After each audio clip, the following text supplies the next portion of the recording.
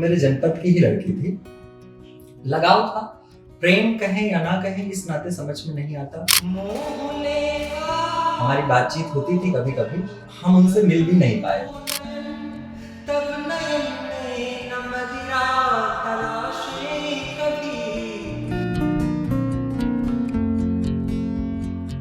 व्यर्थ की आस अब नहीं रखना, मुझ पे विश्वास अब नहीं रखना, कल को दोषी बनेगा ईश्वर भी, आप उपवास अब नहीं रखना। घर वाले कैसा महसूस करते थे कि मेरा बेटा कहाँ रातें बिता रहा है? अब तो लड़का हाथ से निकल गया भैया, अब हमारे हाथ में नहीं।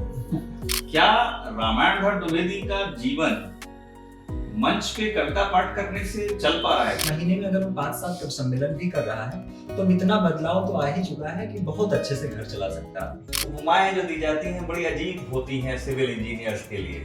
उस नीरस दुनिया से कविताओं के रसीले संसार में आप कैसे? तो बेटा मुझे भी यही लगता है कि जो तुम्हारे सिविल इंजीनियरिंग की डिग्री है उसको ले जाकर के माता जी को दे दो, फिर वो किसी बक्से में रखते हैं, उसकी जरूरत नहीं पड़ेगी, निकालना नहीं पड़ेगा। गांव में क्रिकेट खेलते हुए वह शख्स अपने दोस्तों से कहा करता था कि तुम सारे लोग मेरा वक्त बर्बाद करते हो, मुझे तो एक दिन इंजीनियर बनना है।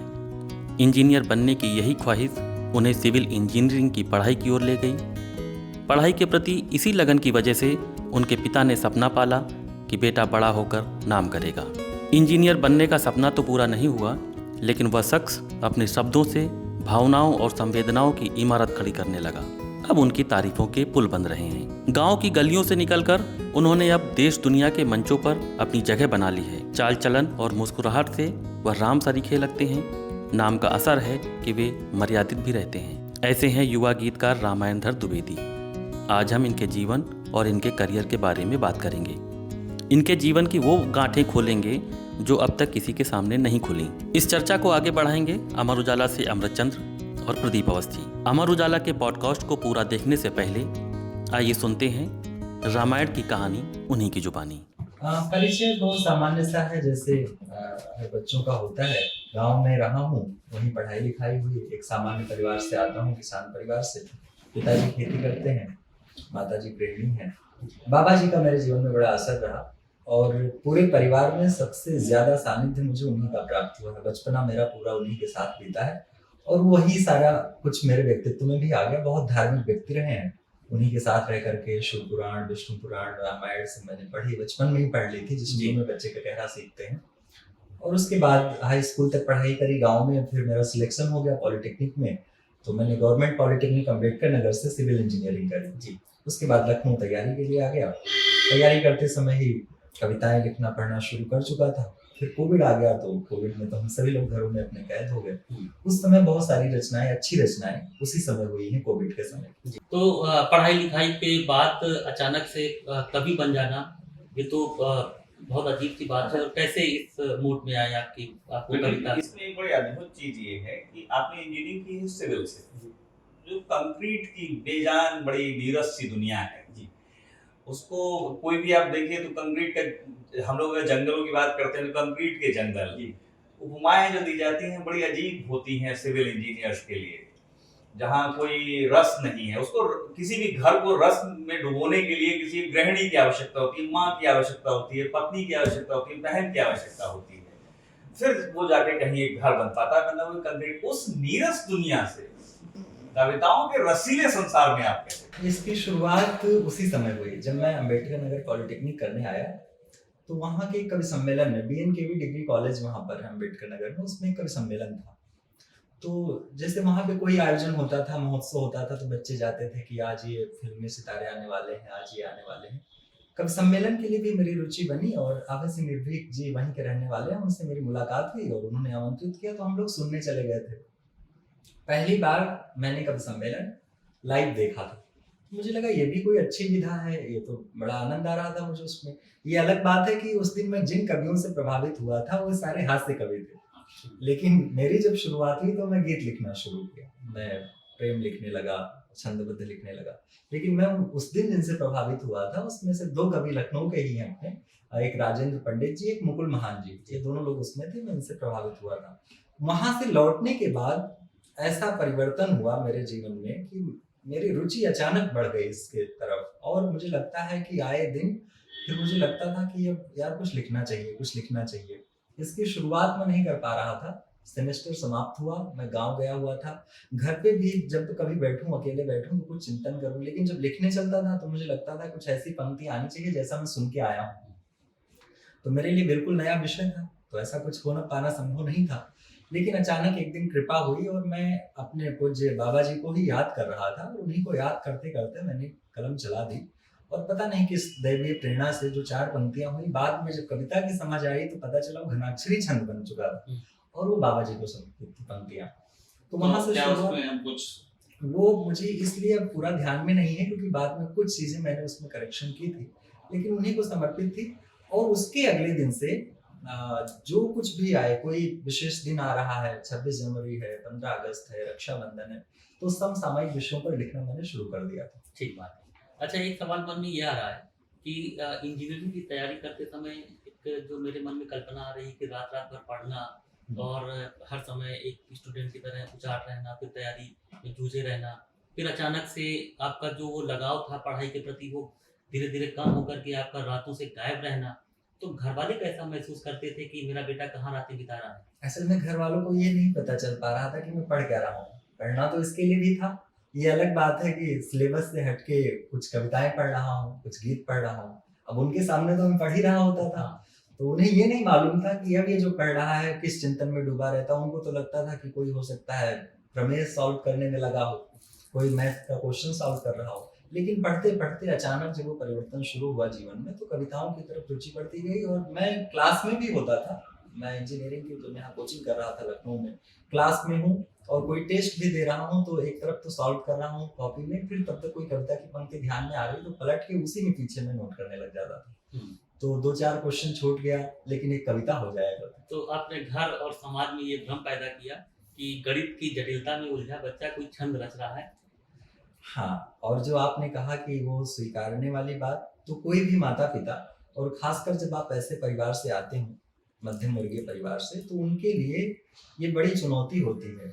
हमारे यहाँ ये कोई संगीत का भी अच्छा विद्यार्थी हो, वो हो सकता है शास्त्रीय संगीत में बड़ी रुचि रखता हो, लेकिन अगर उस दिशा में जाने लगे तो पहले घरवाले तैयार नहीं हो पाते हैं। मैं आपसे आपकी माताजी और पिताजी का वो रिएक्शन जानना चाहूँगा जिस दिन उनका धैर्य टूट गया और उनको ये समझ में नहीं आया कि मेरा बेटा आ कहाँ से रहा है, थका-मांदा, और क्या कुछ उन्होंने इस सुना? पे माताजी का रिएक्शन तो बिल्कुल अलग था, पिताजी का उनसे अलग था। माताजी तो मेरी अभी भी दुखी होती हैं। अभी वो रात को जब उनका फ़ोन आता है और मैं उठा के बोलता हूँ कि अभी मैं कार्यक्रम में हूँ, तो उनको खाना-पीना हो गया क्या? तो मैं कहता हूँ नहीं, अभी 1 बजे तक तो मंच पर हूँ, उसके बाद खाना खाऊँगा। तो वो पूरी रात नहीं सो पाती। उन्हें लगता है कि ये क्या कर रहे हैं, उससे अच्छा घर पे ही रहते, यहाँ कम से कम समय से 8 बजे भोजन मिल जाता खाते-पीते। तो वो तो दुखी रहती हैं अभी भी इस बात को लेके। पिताजी, उनके साथ ये था, कोई भी आए, परिवार का आए, रिश्तेदार आए, गाँव से आए, तो उन्हें ये लगता था कि बच्चा तो आपका पढ़ने में बड़ा अच्छा रहा है। तो आके जब कोई मेरी चर्चा करता है, तो वो यही कहते थे कि अब तो लड़का हाथ से निकल गया भैया, अब हमारे हाथ में नहीं है। अब मुझे नहीं लग रहा है कि वो संभल पाएगा। ये बात उनको स्वीकारने में लगभग 3 वर्ष लग गए। अब पिछले 1 डेढ़ साल से ये परिवर्तन दिखा उनमें कि अब वो मानने लगे हैं कि कुछ अच्छा कर रहा हूँ, नाच गा नहीं रहा हूँ कहीं जा करके, जो कर रहा हूँ उसमें उनका नाम रोशन हो रहा है, नाम खराब नहीं हो रहा है। अब उन्हें भी कोई लगता है गाँव में कोई हॉस्पिटल लखनऊ आना है, एडमिट कराना है, किसी की कोई और आवश्यकता होती है, तो लोग एक उम्मीद लेकर के उनके पास आते हैं कि आप अपने बेटे से कह दीजिए शायद हो जाएगा। तो वो मुझे भी फ़ोन कर लेते हैं और जब हो जाता है तो उनके चेहरे पे वो एक उम्मीद अब दिखती है कि कुछ अच्छा कर रहा है। ठीक बात है। आपने अपने माता-पिता को संतुष्ट कर लिया, समाज और नातेदारों को भी संतुष्ट कर ही लिया। आप एक चकाचौंध देकर के आए थे जो मंच पर दिखती है, बड़ा नाम, बड़ा चेहरा, बहुत कम उम्र में आपको वो मुकाम मिला और बड़े कवियों के साथ आप मंच साझा करते हैं। क्या आप खुद को संतुष्ट कर पाए? क्या ये फील्ड आपको जीवन भर इसी रास्ते पर चलने के लिए प्रेरित कर पा रही है? जब मैं इस फील्ड में आया था तो ये सोच कर नहीं आया था, कोई योजनाबद्ध तरीके से मैं नहीं आया था कि इसमें चल के मुझे अपना करियर बनाना है। रुचि जगी और लिखकर अपने आप को बड़ी संतुष्टि मिलती थी। कुछ अच्छा रच लेते थे, उसको 4 लोगों को सुनाते थे, वो प्रोत्साहित करते थे तो अच्छा लगता था। लेकिन धीरे-धीरे समय ने करवट बदला और अब मुझे ऐसा दिखने लगा है कि मेरा करियर भी इसी फील्ड में है, क्योंकि बीच में कई बार ऐसा लगा कि आर्थिक संकट है, मुझे कोई जॉब कर लेना चाहिए, सिविल इंजीनियरिंग से पढ़ाई की है, जॉब मिल भी जाती। तो जब कभी भी जाने का मन बनाया तो मन लगा नहीं उधर। 1 दिन गया, कहीं 2 दिन गया, तीसरे दिन लौट के फिर आ गया। किसी कवि सम्मेलन के लिए फ़ोन आ गया और 2-4 दिन फिर कवि सम्मेलनों में गया तो लगा कि यही ठीक है। तो मुझे याद है कोविड के बाद मैं एक कवि सम्मेलन में था रायबरेली में, तो वहाँ मेरी तबीयत बहुत खराब थी, लेकिन बहुत अच्छे से सुना गया था, वंस मोर मेरे लिए लगातार होता रहा। उसमें आदरणीय सरिता शर्मा जी थी उस मंच पे, तो उन्होंने उस प्रस्तुति के बाद ये कहा था कि बेटा मुझे भी यही लगता है कि जो तुम्हारी सिविल इंजीनियरिंग की डिग्री है उसको ले जा करके माता जी को दे दो, तो किसी बक्से में रखते हैं, उसकी जरूरत नहीं पड़ेगी, निकालना नहीं पड़ेगा। इससे आपके एक सवाल जुड़ा हुआ है। बहुत सारे लोग किसी एक अपने पैशन को फॉलो इसलिए भी नहीं कर पाते हैं कि उनको लगता है कि हमारा जीवन कैसे चलेगा। बिल्कुल।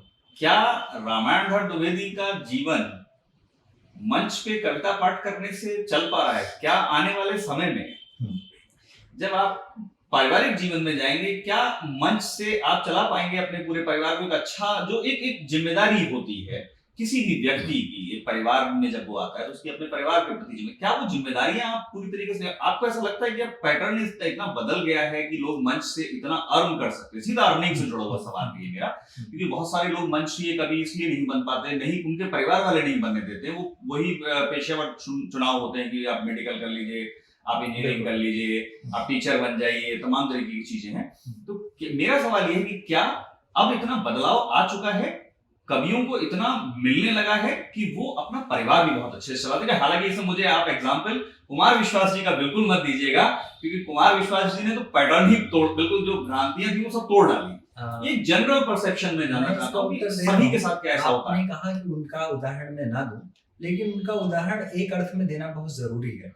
उनके जैसा तो और कोई नहीं कर पा रहा है, लेकिन उनकी वजह से ये बदलाव जरूर आया है कि अब कोई भी मंचों पर आकर अगर सक्रिय है और ठीक से वो काम कर रहा है, लिख पढ़ रहा है, प्रस्तुति उसकी बढ़िया है, और महीने में अगर वो 5-7 कवि सम्मेलन भी कर रहा है, तो अब इतना बदलाव तो आ ही चुका है कि बहुत अच्छे से घर चला सकता है आदमी। जिसके शौक बड़े हैं, बहुत लोग बहुत लग्जरी वाला जीवन जीना पसंद करते हैं, उनके लिए तो आप चाहे इस फील्ड में हो, चाहे IAS बन जाइए, चाहे IIT वाले आप हों, आपके लिए हमेशा कम पड़ेगा। लेकिन एक अच्छा जीवन जीने के लिए मंच अब इतना धन अवश्य देने लग गया है कि आप जी सकते हैं। हम इस उम्र में जी रहे हैं और मैं अपना जीवन भी जी रहा हूँ, परिवार भी मुझ पर ही आश्रित है, पूरा परिवार भी देख रहा हूँ, और ईश्वर की कृपा से उसके इधर भी बहुत सारे लोगों की अलग अलग तरीके से मदद कर पा रहा हूँ, आर्थिक रूप से भी। तो इतना मंच अब देने लगा, ये बदलाव आ चुका है, उसमें बड़ा योगदान है कुमार जी का। आप ये कहना चाह रहे हैं कि अगर कोई चुनना चाहे करियर के तौर पे तो उसको चुन सकता है? बिल्कुल चुन सकता है, लेकिन मैं इसलिए नए लोगों को सलाह नहीं देता हूँ कि उसको आप पहले करियर बनाएं। अगर वो ईश्वर आपके लिए वो प्रेरणा बन जाते हैं कि आपको दिखने लगे कि इसमें करियर है, तब तो आप उसको करियर के रूप में चलने दें। बाकी आप योजना के तरीके से करियर बनाने आते हैं और आपके पास वो प्रस्तुति नहीं है, उस तरह की कविताएं नहीं है, आपकी वो तैयारी नहीं है, तो फिर करियर बनाने के लिए जगह नहीं है। इसमें बहुत सारी चुनौतियां। अब इसमें एक और सवाल जुड़ा हुआ है मेरा कि मंच क्या वाकई अब काव्य के लिए है, या आजकल अगर देखें तो ज्यादातर मंच जो है मजमा हो गया है, और कहीं ना कहीं बहुत सारे कवियों से बातचीत करने के बाद मुझे लगता है कि आत्मिक तौर पे वो संतुष्ट नहीं होते हैं। हाँ। आप इस पूरे मजमे में कितना संतुष्ट हैं? ये बड़ा अच्छा प्रश्न है आपका कि अब ये पूरी तरह से कविता का मंच नहीं रहा है। ये परिवर्तन पिछले कई वर्षों में देखने को मिलता है, लेकिन इसमें सब कुछ अपने ऊपर निर्भर करता है। मैं इस फील्ड में आया और ये चुनौती सबके सामने है, मेरे सामने भी है, लेकिन ये आप पर निर्भर करता है कि आपके लिए साधन या साधना है। मेरे लिए कविता साधना का विषय है, साधन नहीं है, तो इस नाते मैं बिल्कुल संतुष्ट हूँ। हो सकता है मैं 25,000 की भीड़ वाले कवि सम्मेलनों में ना जाऊं, मुझे सुनने वाले लोग 250 लोग ही होते हों, लेकिन वो सुनने के बाद संतुष्ट होते हैं। वो कहते हैं, मैं कई कवि सम्मेलनों में होता हूँ और तालियों के लिए मैं कविता नहीं पढ़ता। आजकल एक बहुत बड़ा ट्रेंड है कि वो माइक पे आते ही कवियों ने सबसे पहले तालियां मारना शुरू कर दिया है कि ऐसे ताली बजाइए, पांडाल गिरा दीजिए, तालियों का महोत्सव खड़ा कर दीजिए। आप अगर कविता के मंच पे आए हैं और कविता आपकी अच्छी है तो तालियां भी बजती है, जहां आह निकलना है आह निकल जाती है, जहां वाह निकलना वाह निकल जाती है। इस पे किसी का कोई जोर नहीं है, जैसी सामने स्थिति होती है वैसा ही रिएक्शन हर व्यक्ति देता है। तो हम जहाँ कविता पढ़ के उतरते हैं, मंच से उतरने के बाद 10, 20, 50 लोग अलग से घेर लेते हैं, वो कहते हैं कि सारे लोग बहुत अच्छा पढ़े जमे, लेकिन आपकी कविताएं मेरे काम में आएंगी बाद में भी, मेरे बच्चे भी इसको तैयार कर सकते हैं।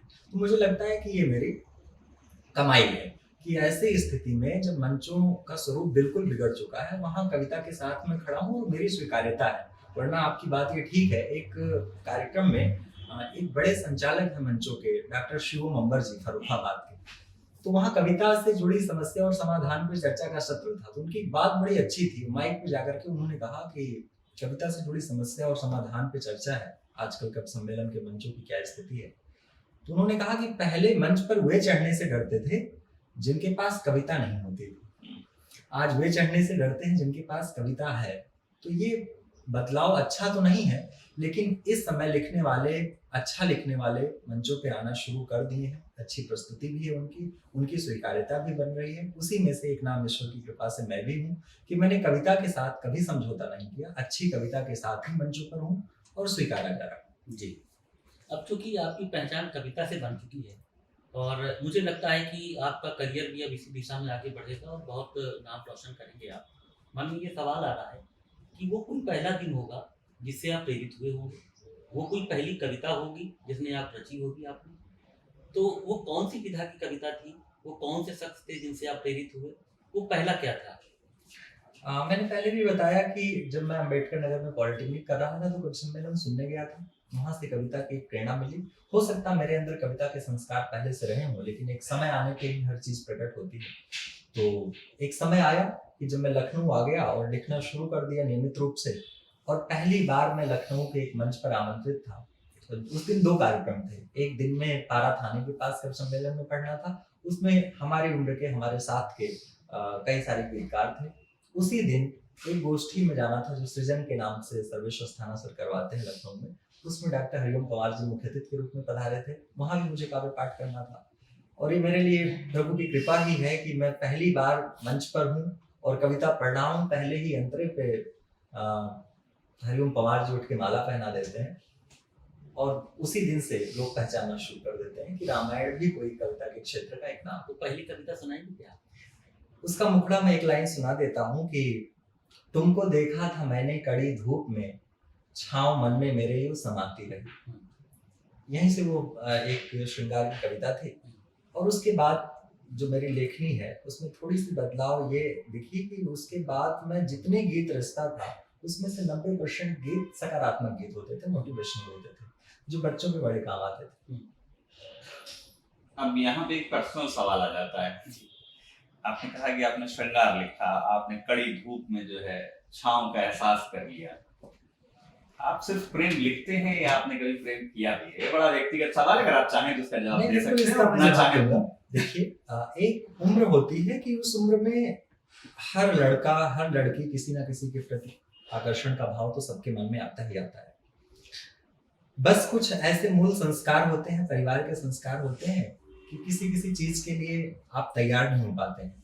हम पॉलिटेक्निक के स्टूडेंट रहे हैं, आप भी इससे अवगत होंगे कि हमारे यहाँ शराब वगैरह कुछ ऐसे विशेष अवसर होते हैं। 1 जनवरी आ गया, इंजीनियर्स डे है, उस दिन तो मतलब उस उत्सव का एक हिस्सा होता था, लेकिन मैं उससे भी हमेशा दूर रहा। मैं लोगों से कहता था कि भाई शराब पीने के बाद जो कुछ आप मुझसे उम्मीद रखते हो कि मैं डांस करूंगा, मैं कोई डायलॉग बोलूंगा, वो सब मुझसे पहले ही करवा लीजिए, लेकिन शराब मुझे मत पिलाइए। तो किसी ना किसी के प्रति आकर्षण का तो भाव कभी कभी आया, लेकिन एक पल में ही मन संभल जाता था कि नहीं, हम इसके लिए नहीं बने हैं। विजय जी, रामायण जी ने बहुत ही कलात्मक तरीके से डॉज कर दिया सवाल को और सही जवाब हमको मिल नहीं रहा है। बिल्कुल सही जवाब है, बिल्कुल सही जवाब है। कई लोगों का मेरे प्रति ऐसा स्नेह रहा, कई लड़कियों का प्रेम मेरे हिस्से आया, लेकिन मैं उन्हें भी इस बात के लिए कभी तैयार नहीं कर पाता था कि मैं पूरी तरह से स्वीकारने में सक्षम हूँ। मैंने एक लड़की को जवाब में ही मेरी 4 पंक्तियां हैं, मैंने वो मेरे परिचय की भी पंक्तियां मान लीजिए आप, कि व्यर्थ की आस अब नहीं रखना, मुझ पे विश्वास अब नहीं रखना, कल को दोषी बनेगा ईश्वर भी, आप उपवास अब नहीं रखना। तो मैंने जवाब दे दिया था कि हम इसके लिए नहीं है, हम अपना जीवन इस फील्ड में नहीं दे पा रहे हैं। आप चूंकि मंचों पर रहते हैं, आप बड़ा नाम है, आप अच्छा गाते भी हैं, आपके प्रति स्नेह होना, प्रेम होना स्वाभाविक है। आपका किसके प्रति हुआ? अगर आप वहां तक हमें पहुंचा सके, इशारों में ही उस जिले तक पहुंचा दें, तो आपकी आवाज बहुत दूर तक जाएगी, उन तक पहुंचेगी। मुझे जिससे थोड़ा बहुत लगाव हुआ, एक तो मेरे जनपद की ही लड़की थी। लगाव था, प्रेम कहें या ना कहें इस नाते समझ में नहीं आता, क्योंकि हम उनसे मिल भी नहीं पाए। हमारी बातचीत होती थी कभी कभी, हमें उनके संस्कार, उनका जीवन, दिनचर्या, इन सब चीज़ों से मैं बड़ा प्रभावित था। बहुत ज्ञान वाली वो लड़की थी, बहुत विदुषी थी, बहुत सारे मामलों में मैं राय लेता था, लेकिन हम कभी साथ बैठे उठे नहीं। एक समय आया और उनकी शादी भी कहीं ना कहीं मेरे नाते हुई। मैंने बताया अच्छा लड़का मैंने ही सुझाया, तो इस तरह का वो प्रेम था, क्या था वो आप ही उसका एक बात निर्णय में करें। मैं ये समझ सकता हूँ कि क्योंकि अभी आप कुंवारे हैं, आप अभी उस लाइन में है कि बहुत सारे लोग बात जो रहे हैं, आप बहुत सारा खुल करके नहीं बताएंगे, लेकिन हम समझ सकते हैं। आपकी आवाज, आपकी भावनाएं उन तक पहुंचेंगी निश्चित तौर पर। वो ये पॉडकास्ट देखेंगे। एक बात और मन में आती जी, है, वो तो शुरुआती दौर की बात हो गई। अभी इन दिनों में बहुत सारी कवित्रियां, जाहिर सी बात है कि आप अपने ही पेशे में किसी को पसंद कर रहे होंगे, या इधर भी हो नहीं सकता है, ये जाहिर नहीं। इधर भी हो सकता है, ऐसा भी है जिसे आप अभी पसंद नहीं, कर रहे हैं किसी को? मैं बिल्कुल सच बोल रहा हूँ। इस समय हम ऐसे किसी भावनाओं से ग्रसित नहीं है। मेरा पूरी तरह से मन जो है इस समय अध्यात्म में लगा हुआ है, और हो सकता है आपको जल्द ही सूचना मिले कि मैं पूरी तरह से विरक्त हो चुका हूँ। मेरी जो कोशिश भी है उसी क्षेत्र में बढ़ती जा रही है, और संतों के सानिध्य में हूँ। अयोध्या, हरिद्वार, काशी, यहीं मेरा मन भी लगता है। मन उसी क्षेत्र में है। मुझे लगता है कि जो चीज बाद में करनी है वो समय से मैं कर लूं। बीच में ही टोक करके मैं इसमें कह रहा हूँ कि बहुत सारी लड़कियों के दिलों में आप ऐसे ही पत्थर फेंके जा रहे हैं कि नहीं, ये क्या होने जा रहा है। नहीं, ये होता भी है। मुझे कवि सम्मेलन के मंचों पे भी जाता हूँ तो कई लोग कहते हैं ये तो बिल्कुल पूरी तरह साधु है, और इसके लिए डांटते भी बहुत लोग, नहीं ये सब निर्णय गलत है, आप जो शादी करिएगा। और ऐसे लड़कों की जरूरत है, लड़कियां भी चाहती हैं ऐसे लड़के आए, उनके हिस्से आए। लेकिन जैसे भी संस्कार है मैं तो उन पे छोड़ चुका हूँ, जैसा चाहेंगे। ऐसा कोई वाकया कि जैसा कि आपको पता है कि कहे तो कवि सहृदयी जाते हैं, लेकिन कविता के मंचों पर अब राजनीति बहुत ज्यादा है। बिल्कुल। कवियों के अपने अपने अखाड़े हैं, और उन अखाड़ों में कौन पहलवान फिट बैठेगा वो अखाड़े ही तय करते हैं। तो क्या लगता है आपको कि इतनी राजनीति वाले क्षेत्र में आप जैसा सहृदयी व्यक्ति फिट बैठ रहा है? क्या कुछ चल रहा है इन दिनों? ये भी ईश्वर की विशेष कृपा है कि मुझे हर अखाड़े के लोग स्वीकारते हैं। कई जगह वो नहीं भी स्वीकार पाते, क्योंकि सबके पास कोई ना कोई उद्देश्य है अपने मंच को लेकर के, अपनी टीम को लेकर के। जब वो टीम का चयन करते हैं तो उनकी कुछ प्राथमिकताएं हैं। कई बार मैं उसमें फिट बैठता हूँ, कई बार नहीं फिट बैठता हूँ। तो मुझे कई बार इस बात का दुख मेरे सामने प्रकट हो जाता है अंदर से भी, कि ऐसा नहीं होना चाहिए। जो जिस योग्य है उसका सम्मान होना चाहिए, लेकिन ऐसा नहीं हो पाता है। मेरा इस विषय पर एक गीत भी है, और मैं चाहता हूँ कि वो गीत मैं पढ़ भी दूं। ये हर एक क्षेत्र की समस्या है, बिल्कुल ये बढ़िया। कवि सम्मेलन की बात नहीं है।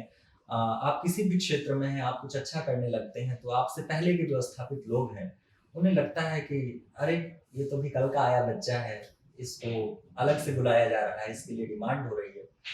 लेकिन ऐसा होना नहीं चाहिए। मेरा इसमें मानना ये कि अखाड़ों की वजह से कविता का नुकसान हो जाता है। कविता का नुकसान है, और ये पूरे संस्थान का नुकसान होता है। कवि क्योंकि सम्मेलन- मैं अगर किसी एक अखाड़े का महंत हूँ तो मैं अपने ही चुने हुए महामंडलेश्वरों को बुलाऊंगा, हाँ, और दूसरे अखाड़े के किसी महामंडलेश्वर को छोड़ दूंगा जिसको कि दुनिया को सुनना चाहिए। बिल्कुल सुनना चाहिए। तो आप मतलब कभी ऐसा महसूस होता है आपको कि इस वजह से आपको कभी कोई नुकसान हुआ हो, या बाकी लोगों को नुकसान हो रहा है उससे? जो आपने नुकसान गीत लिखा है वो होता है, बिल्कुल पढ़िए। बिल्कुल नुकसान होता है, और मैं उस गीत तक आऊंगा। लेकिन हर एक विसंगति का कोई ना कोई समाधान भी अवश्य होता है, और हमें लगता है कि हम विसंगतियों पे चर्चा तो करें, लेकिन उसके समाधान की तरफ भी हमारा कोई ना कोई योगदान होना चाहिए। और मैं इसकी तरफ पूरी तरह से लगा हुआ हूँ। मैं कोई कवि सम्मेलन करता हूँ, मेरे हाथ में कुछ ऐसा आता है कि कोई सौंप दे रहा है, आप ही आयोजन कर लीजिए, आप ही टीम बना लीजिए, तो मेरी प्राथमिकता में वही कवि होते हैं जो योग्य होते हैं, जिनकी प्रस्तुति अच्छी है, जो कविता जिनके लिए साधना का विषय है, साधन नहीं है। और मैं ऐसे आयोजन करता रहता हूँ, और ये कवि सम्मेलन की दुनिया के सभी कवियों को पता भी है। वो मतलब कोई पोस्टर अगर सामने आ जाए तो कई मैसेज मुझे आ जाते हैं, ये टीम तो आपकी बनाई हुई होगी। ऐसा अब एक लोगों में बन गया है, विश्वास बन गया है कि अच्छी टीम है, अगर अच्छी कविता वाले लोग हैं, अच्छी प्रस्तुति वाले लोग हैं, अच्छे चरित्र के लोग हैं, तो ये रामायण टीम बनाई होगी। तो ये विश्वास मैंने कायम किया है, और भरोसा दिलाता हूँ कि ऐसे ही ईश्वर की कृपा रही तो आगे भी कुछ ऐसा सकारात्मक परिवर्तन दिखेगा। जो एक मन में आपके भी परेशानी रहती है, जो पीड़ा रहती है, उसका कुछ ना कुछ निदान निकलेगा। जिस तरह पहले के मंच होते थे कि कविता ही सबके लिए प्राथमिक मानी जाती थी, ऐसे ही जी। मंच आगे बनते जाएंगे। अब मैं उस विसंगति को गाने की कोशिश कर रहा हूँ, एक गीत मैंने रचा है। किस तरह पेड़ फूले फले, वाह, किस तरह पेड़ फूले फले, जब जड़े डालियों से जले। क्या बात है। ये जड़ की जिम्मेदारी है कि हाँ। खाद पानी जो कुछ दिया जाए वो पत्तों तक, तनों तक पहुंचाए। अगर वही ईर्ष्या करेगा चलेगा तो पेड़ का विकास नहीं, संस्थान को नुकसान होता है। किस तरह पेड़ फूले फले, जब जड़े डालियों से जले, गैर बर्ताव करने लगे, जब कभी खेत ही मेड़ से, घाव आखिर भरे किस तरह, रोज मरहम जिसे छेड़ दे, कामयाबी विजय हौसले, कामयाबी विजय हौसले, यदि हितैषी दिलों को खले, क्या किस बात तरह है। पेड़ फूले फले, जब जड़े डालियों से जले। नीच कामांध संसार में, जो पिता से डरे बेटियां। हम ऐसे समाज में आ गए, एक बेटी को अपने ही बाप से डर लगता है। नीच कामांध संसार में, जो पिता से डरे बेटियां, फिर फसल क्या करे जो कभी बीज खाने लगे बालियां।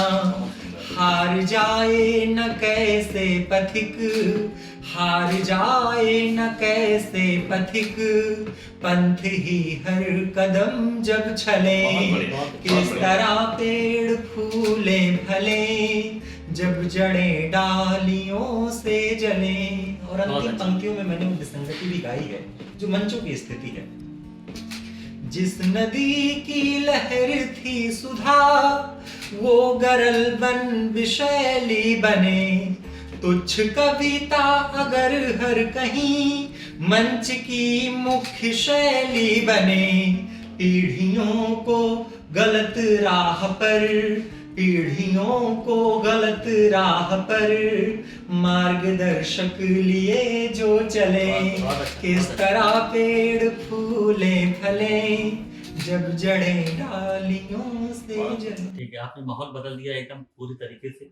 और इसमें ना आपने एक साथ बहुत सारी पीड़ाएं जो हैं कवियों की वो सामने रख दी और समाज की जो विसंगतियां भी आपने जो है, बहुत अच्छा है, बहुत अच्छा है। इससे अगर मुझे लगता है कि प्रदीप, मुझे लगता है अगर ये गीत जो है सारे जितने शंकराचार्य है ना अलग अलग पीठ के, उनको जरूर सुनना चाहिए। पकड़ के सुनाया और बिल्कुल अगर नहीं सुन रहे तो पकड़ के सुनाया जाना चाहिए, ताकि कुछ तो जो हम लोग बार बार बात कर रहे थे कि भाई इसकी वजह से दिक्कतें होती हैं, बहुत सारे कवि की कुछ क्षेत्रों में पहुंच ही नहीं हो पाती है, वो पहुंच बननी चाहिए। मुझे व्यक्तिगत तौर पे ये लगता है कि कोई भी कवि, अगर श्रोता कवि को सुनने आया तो उसको सब कुछ सुनने को मिलना चाहिए। बिल्कुल। आप वंचित मत करिए किसी को। ये बिल्कुल वही एक स्थिति हो गई ना कि आपने बच्चे को प्रोटीन तो दे दिया लेकिन आयरन नहीं दे रहे हैं आप, है ना। तो बच्चे को जो है संपूर्ण विकास के लिए सब कुछ चाहिए। तो कविता के संपूर्ण विकास और प्रचार के लिए ये जो कॉकस है, ये जो टूटना चाहिए, इसके सब लोगों को इसको सुनना चाहिए जी। अच्छा, एक मन में सवाल ये आ रहा है, कभी किसी कवि सम्मेलन में पैसा मारा गया आपको? ये अच्छा था।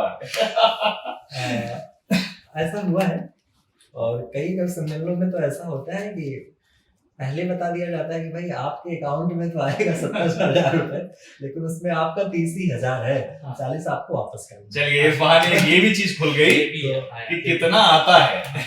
ऐसा कोई बाकी आप सुनाइए जब आप किसी मंच से नीचे उतरे और वहां पर किसी ने आपको वहीं पर ऑफर किया कि आप अगले कवि सम्मेलन में आप आएंगे। ऐसे तो मुझे लगता है बहुत सारे अनुभव हैं। और अभी जो गीत मैं पढ़ रहा था, इस गीत के बाद मैं एक भोपाल के कवि सम्मेलन में था, इनकम टैक्स डिपार्टमेंट का आयोजन था। मैं पढ़ के वहां उतरा, एक इनकम टैक्स के बड़े ऑफिसर बैठे थे, वो इस गीत से इतना प्रभावित हुए कि उन्हें लगा कि मैं अपने फील्ड में बहुत सताया जा रहा हूँ, मेरे साथ कोई बड़ी ज्यादती हो रही है। उतरते ही उन्होंने कहा कि रामायण जी, आपका कवि सम्मेलन कराने में कितना खर्च आएगा अगर मैं केवल आपको बुलाऊं? तो मैंने कहा कोई बहुत खर्च नहीं आता है। नहीं आप बताएं, खुल के बताएं। तो मैंने उन्हें कुछ बताया कि 1-1.5 लाख रुपए का अगर बजट हो तो बहुत अच्छे से आयोजन हो सकता है। उन्होंने कहा कि नहीं, आप लिस्ट बना के दे दीजिए आपको किस किस शहर में करना है, हम हर महीने आपका 10 कप सम्मेलन अपनी तरफ से करवाएंगे, चाहे मुझे सैलरी से देनी पड़े। आप बिल्कुल निश्चिंत रहें, आप अपना काम ईमानदारी से करिए, आपको आज से चिंता करने की कोई जरूरत नहीं है। ये गीत जो है बदलाव लाएगा। ठीक है। ऐसा कोई वाकई आपके साथ हुआ जैसा अभी हाल में उदित नारायण जी बड़े चर्चा में है, हालांकि वो तो अपने काम की वजह से चर्चा में है, कभी कुछ ऐसा हुआ कि आप मंच से उतरे और आप किसी ने आपको गले लगा लिया? और मेरे साथ इस तरह का, वो जो आपने कहा ना कि संस्कार होते हैं देख के पता चलता और से, मैं कई बार कभी सम्मेलनों पे जब मंच पे कविता पढ़ने के बाद उतरता हूँ तो कई लोग आके कहते हैं जब जितनी देर आप माइक पे थे मन ही नहीं हो रहा था कि आप हटे, आपको आंख बंद करके सुनने का बड़ा सुख मिल रहा है। तो वो कहते हैं कि आपकी आवाज जो है ऐसा लगता है कि रामानंद सागर रामायण के किसी पात्र से मिलती जुलती है। कई बार ऐसा हुआ है कि मैं कुछ अच्छा पढ़ के उतरा हूँ और मुझसे अधिक उम्र के लोग, 60 वर्ष के लोग, 70 वर्ष के लोग, वो आके चरण छूने लगे। ठीक बात। मुझे बिल्कुल उन्होंने असहज कर दिया। कभी किसी बड़े कवि की टिप्पणी से आहत हुई अपने लिए? ऐसी टिप्पणियां आती रहती हैं, अभी भी आती हैं, और उसकी वजह यही है कि मैंने कम उम्र में कुछ ज्यादा ही कमा लिया है। तो आहत तो इस नाते नहीं होता हूँ कि इस बात को मैं स्वीकार चुका हूँ कि आप कुछ अच्छा करेंगे तो टांग खींचने वाले लोग आपको मिलेंगे ही मिलेंगे। मुझे उनसे प्रेरणा मिलती है, मुझे समझ में आता है कि मैं शायद सही दिशा में जा रहा हूँ कि अगर वो कुछ ऐसी टिप्पणी करते हैं जो मन को आहत करें तो एक मन में आहत वाला भाव तो आता है, लेकिन मुझे लगता है कि ठीक है। इसी से जुड़ता हुआ एक और सवाल बनता है कि क्या किसी पॉलिटिकल पार्टी ने कभी आपके कार्यक्रम में व्यवधान पैदा करने की कोशिश की? ऐसा कभी नहीं हुआ। मुझे ऐसे सम्मेलनों का आमंत्रण आता है जो बिल्कुल पॉलिटिकल होता है, पार्टी वाला होता है, तो मैं मना भी कर देता हूँ। मैं कहता हूँ कि किसी डिपार्टमेंट का प्रोग्राम होगा तो मैं करूंगा, मैं किसी पार्टी के लिए नहीं बना पाता, तो मैं ऐसे कार्यक्रमों में जाता भी नहीं हूँ। हाँ, मेरा एक गीत ऐसा है यशोधरा पर मैंने लिखा था, तो उसको कई लोग मोदी जी पर ले लेते हैं। उस गीत में मैंने माँ यशोधरा का पक्ष रखा है। बुद्ध कटघरे में आ जाते हैं तो कुछ ऐसा जीवन मोदी जी का देखा जाता है तो बहुत सारे लोग मोदी जी पर ले लेते हैं। तो मुझे एक दो लोगों ने समझाया कि ये मत पढ़ा करिए, लेकिन वो भी मैं पढ़ता हूँ। आप कुमार जी के बहुत करीबी रहे हैं, अभी भी हैं। कहीं कुमार जी की स्थितियां देख के तो कहीं आपने ये शिक्षा नहीं ली है कि कुमार जी ने भी बड़ा अच्छा आंदोलन, एक खड़ा आंदोलन के वो रहे, अगुआ रहे, उसके बाद वो पार्टी में भी रहे, उसके बाद वो विधायक भी बने, उन्होंने पूरी की पूरी पार्टी खड़ी की, और फिर उसके बाद जो कुछ भी हुआ सबको पता है। कहीं ऐसा तो नहीं है कि आपने उनके साथ जो हुआ उसके डर की वजह से ऐसा किया हो? नहीं, मेरा कोई डर नहीं। ये अलग बात है कि उनसे बहुत कुछ सीखता हूँ। स्थिति परिस्थिति, उनका जो संघर्ष रहा है, जो उन्होंने हासिल किया है, उसके लिए बहुत कुछ गंवाया। विश्वास ट्रस्ट का आपको पहला अवार्ड आप ही को मिला था? जी, उन्होंने विश्वास ट्रस्ट से मुझे युवा गीतकार सम्मान, पहला युवा गीतकार सम्मान 51,000 रुपए का पुरस्कार पिछले वर्ष दिया था ललित फाउंडेशन के कार्यक्रम में। तो उनसे बहुत कुछ सीखता हूँ, उनसे सीखने के लिए इसके अलावा भी बहुत कुछ है, लेकिन ऐसी कोई स्थिति नहीं रही है कि इस डर के नाते मैं नहीं लिखता हूँ। मुझे लगता है जिन्होंने कविता के संस्कार दिए हैं, जिनकी कृपा से कुछ रच पा रहा हूँ, लोग सुन पा रहे हैं, उनकी कृपा रहेगी तो सब कुछ अपने आप मिलेगा। मुझे किसी पार्टी की, किसी ऐसे व्यक्ति की हुजूरी करने की आवश्यकता कभी नहीं पड़ेगी। भविष्य में चुनाव लड़ने की इच्छा तो नहीं है? ऐसा कई लोग कहते हैं। मैं अयोध्या अभी रामोत्सव में मेरी कुछ भूमिका रही, जब राम मंदिर प्राण प्रतिष्ठा का कार्यक्रम चल रहा था, तो अयोध्या के कई लोगों ने प्रश्न किया कि आप चुनाव लड़ने वाले हैं? मैंने कहा बिल्कुल नहीं, ऐसा आपको क्यों लगता है? बोले नहीं, आप जगह जगह जा रहे हैं, लोगों से मिल रहे हैं, बड़ी चर्चा इस समय। तो मेरी ऐसी कोई योजना नहीं है चुनाव लड़ने की। लेकिन किसी पार्टी ने आपको अप्रोच किया है? ऐसे ऑफर आते रहते हैं कि आप एक बार इसके सदस्य बन जाइए, यहाँ कुछ जिम्मेदारी दे दी जाए, तो मैं कहता हूँ नहीं, मैं जो कर रहा हूँ वही करने दीजिए, उससे भी मैं समाज को दिशा दे सकता हूँ। आपका अपना काम है, मेरा अपना काम है।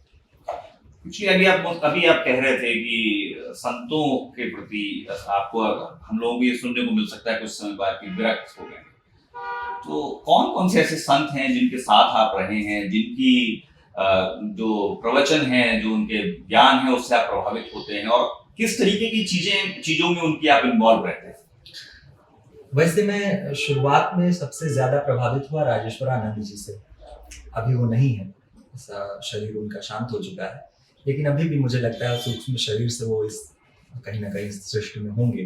तो उनकी रामकथा मुझे बड़ी प्रभावित करती रही है। लेकिन वर्तमान में जिनका सानिध्य मुझे सबसे ज्यादा मिलता है और जिनकी वाणी से, जिनके ज्ञान से मैं प्रभावित हूँ, वो अयोध्या में हनुमत निवास के महंत हैं आचार्य मिथिलेश नंदिनी शरण जी। शायद आप सब भी परिचित होंगे। तो उनसे मैं प्रभावित ही नहीं हूँ, बल्कि मैं उन्हें अपना गुरु मानता हूँ और मुझे ऐसा लगता है कि वो एक ऐसे गुरु हैं कि मुझे सही दिशा अपने आप मिल जाएगी।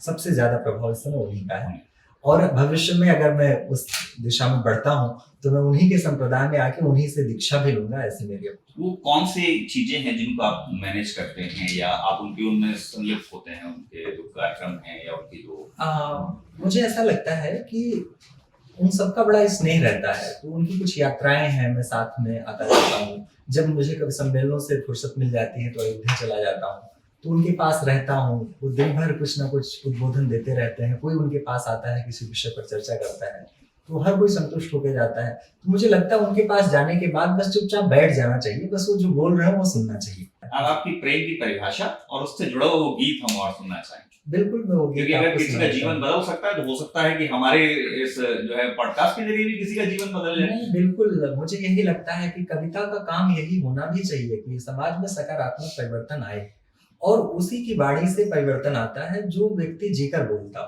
बहुत सारे समाज में कथावाचक हैं, संत हैं, वो बोलते हैं तो कोई परिवर्तन नहीं आता है। कारण यही है कि वो हमें तो सिखा रहे होते हैं कि धन का मोह नहीं रखना चाहिए, यश का मोह नहीं रखना चाहिए, और वो खुद हर दिन उसी के फिराक में होते हैं। लेकिन जो व्यक्ति जीकर बोलता है, जो अपने आचरण में शामिल कर लेता है, वो जब कुछ लिखता है, वो कुछ पढ़ता है, तो उसका परिवर्तन दिखता है। तो मैं मोटिवेशनल गीत जब पढ़ता हूँ तो बच्चों में जो उत्साह दिखता है वो इसी नाते दिखता है कि मैं भी वो जीवन में लागू करता हूँ। तो प्रेम की परिभाषा अगर मैंने गीत में लोगों को बताई है तो मैं अपने जीवन में भी वही उतारता हूँ, मैं वो गीत पढ़ देता हूँ। मुख्य आधार है प्रेम संसार का, प्रेम ही प्रेम बस आप बिखराइए। मुख्य आधार है प्रेम संसार का, मोह ले आपको जब कभी दो नयन, तब नयन में न मदिरा तलाशें कभी। कर सके तो करें पूर्ण उनके सपन, दूर कर दें निराशा के बादल सभी। प्रेम है तो गुने प्रेम का अर्थ भी, प्रेम है तो गुने प्रेम का अर्थ भी। अश्रु भी नैन के संग अपनाइए, मुख्य आधार है प्रेम संसार का। गीत का दूसरा नाम। भागई हो कली जब किसी बाग की, तोड़ लेना उसे प्रेम होता नहीं। गांव की वो गली खेत अमराइयां, आपका मन उन्हें सोच रोता नहीं। कुछ समय दीजिए उस गली गांव को, कुछ समय दीजिए उस गली गांव को। वो कली हो सुमन सींचते जाइए, मुख्य आधार है प्रेम संसार का। और इस समाज में आजकल प्रेम की परिभाषा हो गई है कि जब तक शारीरिक संबंध नहीं हो जाता, लोग कहते हैं कि प्रेम ठीक से नहीं उनका हो पाया है। तो मैं ये पंक्तियां पढ़ रहा हूँ। देह से देह का हो मिलन या न हो, मेल मन से प्रथम रूप है नेह का। पौध विश्वास की हो सजग रोपिए, पत्तियां खा न ले कीट संदेह का। प्रेम के मर्म को मूल को धर्म को, प्रेम के धर्म को मूल को मर्म को। जो न समझे उसे आप समझाइए, मुख्य आधार है प्रेम संसार का। वाह, बहुत अच्छा। आपने फिर मूड बदल दिया।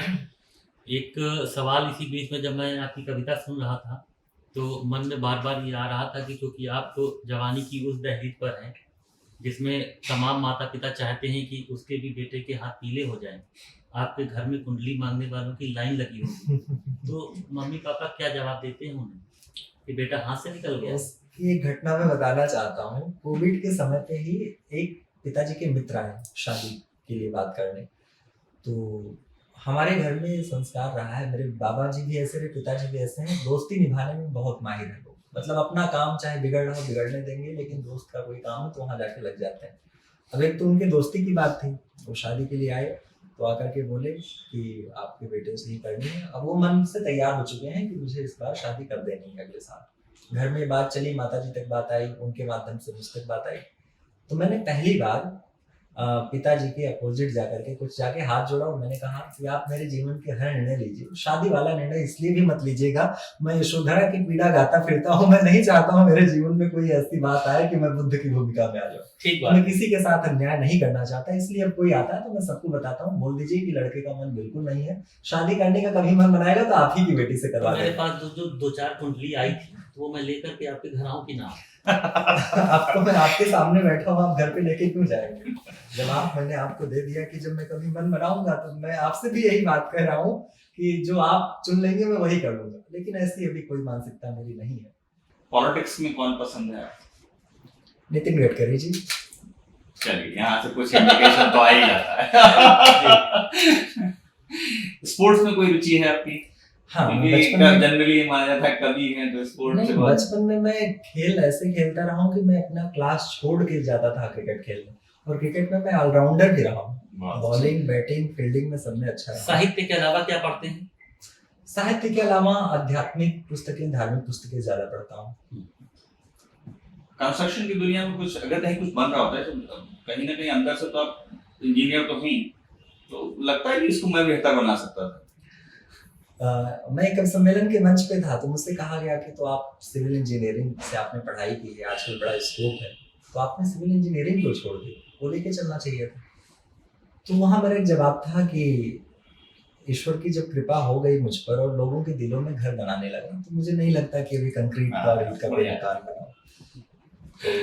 तो चूंकि आप इतने सामाजिक हैं, मंचों से लेकर के जब वो नीचे उतरते हैं तब आपको बड़ा स्नेह मिलता है और आपका व्यवहार भी बड़ा सौम्य है, तो उससे लोग प्रभावित होते हैं।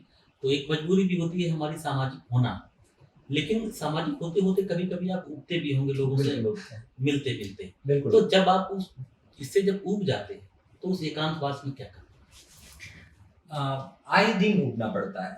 आजकल संकट क्या है, एक बहुत सामयिक विषय पे मैं चर्चा कर लूं। मैं जहाँ भी जाता हूँ मेरा परिचय दिया जाता है, रामायण द्विवेदी जी हैं, अयोध्या में रहते हैं, अयोध्या से चल के आए हैं, तो पूरे देश भर से दिन भर में 100 फोन तो आते हैं दर्शन कराने के लिए। और इस समय ऐसी स्थिति हो रखी है, सबको एक तो वीआईपी कल्चर एक ऐसा चल पड़ा है कि वो सबको वीआईपी दर्शन करना है। कोई अगर वीआईपी पास पा जाता है तो उसे लगता है कि नहीं वो आरती वाले में नहीं जा पाया, आरती का भी पास बन जाए तो उसे लगता है अंदर से पुजारी जी आकर के उसके हाथ में लड्डू नहीं रखती है।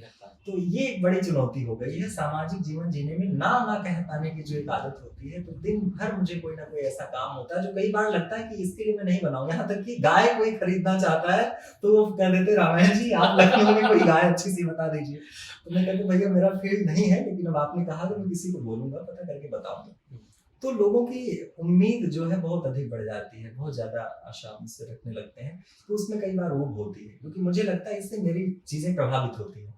मैं अध्ययन कर रहा हूँ, एक दर्शन कराने में आपको 2 घंटे लग जाते हैं, कहाँ गाड़ी पहुंची है, कहाँ पास करवाना है, तो इससे चीजें प्रभावित होती हैं। तो लगता है कि समाज में ठीक बात, कम यश मिले, लेकिन ये समस्याएं ना। जब आप इससे उब जाते हैं और एक दिन की छुट्टी के लिए वक्त निकालते हैं तो क्या करते हैं? अभी तो जब इन चीजों से उगता हूँ तो एक ही स्थान है, अयोध्या का हनुमत निवास, गुरुदेव के पास जाना है, उन्हीं के पास बैठ जाना है, वो जो बोल रहे हैं सुन लेता हूँ, 2 दिन रहता हूँ, 1 दिन रहता हूँ, और वहां से फिर ऊर्जा लेकर के अपने काम। साहित्य और धर्म के अलावा और क्या शौक है जो वक्त निकाल करके करते हैं? संगीत का मुझे बड़ा शौक है सुनने का, गजलों को सुनना पसंद करता हूँ, शास्त्रीय संगीत सुनना पसंद करता हूँ।